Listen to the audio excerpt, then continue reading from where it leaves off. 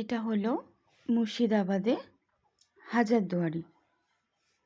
25শে December 2024 আমরা সবাই মিলে হাজারদুয়ারি বেড়াতে গিয়েছিলাম। ওখানে কাছেই একটা রেস্টুরেন্টে আমরা লাঞ্চ করেছিলাম। এই সেই রেস্টুরেন্টের অ্যাম্বিয়েন্সটা খুব ভালো ছিল, কিন্তু তার তুলনায় খাবারগুলো সেরকম ভালো ছিল না। খাবারের কোয়ান্টিটিটা খুব ভালো ছিল।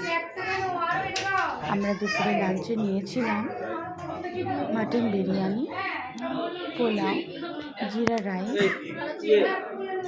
পনির মশলা, কাশ্মীরি আলুর দম আর সঙ্গে একটু চাটনি। এই তো পোলাও চলে এসছে, তুই এসব করে রাখছিস।